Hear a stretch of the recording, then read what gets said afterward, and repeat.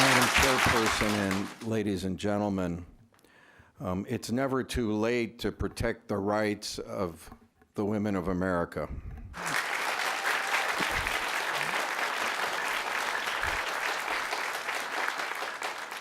When the framers of our Constitution wrote it, most of the framers of the Constitution were men. They weren't thinking about, or all.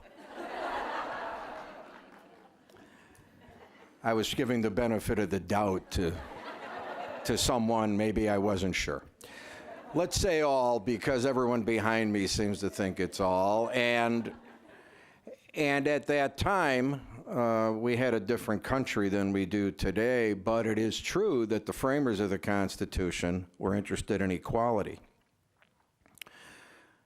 Fast forward many years, both the most liberal member of the United States Supreme Court, Ruth Bader Ginsburg, and the recently deceased most conservative member of the court, Justice Scalia, both said that women are not protected under the United States Constitution. People of color are protected. People who are disabled are protected. People's religions are protected. All sorts of things are protected, except when the most liberal justice on the United States Supreme Court and the most conservative justice on the United States Supreme Court both agree that the women of America are not protected under the most important document this country has. Then I think it's time to act. It's been time to act for over 200 years.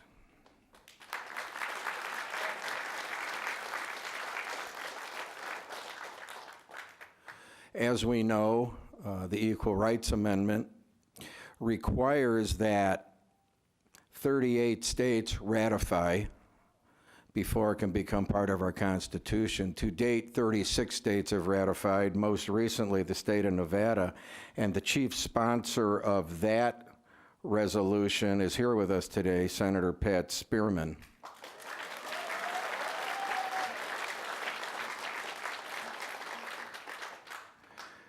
It's time to give women the respect they are due under the Constitution. It's time to put aside red herrings. This issue is not about abortion. It's not about gay rights. It's not about the use of public bathrooms. It's not about football scholarships. I've heard a lot about football scholarships lately. It's not about anything other than giving more than half of our population the rights and dignity they should be due under the most precious Constitution of this country. For those that wish to say that they see horror stories ahead, I say to them, since 1970, the Illinois State Constitution has had equal rights language, and I ask, what horror stories have we seen? What problems? For those who wish to stand on some political platform and make some sort of political statement, I say, the rights of the women of the United States of America are more important than your politics.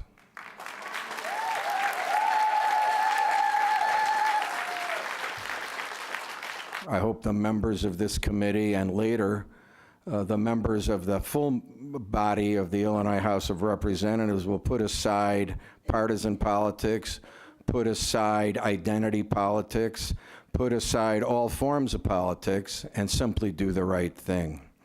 In the year 2018, it is unconscionable that the women of America still have to fight for the rights they ought to be due in this country.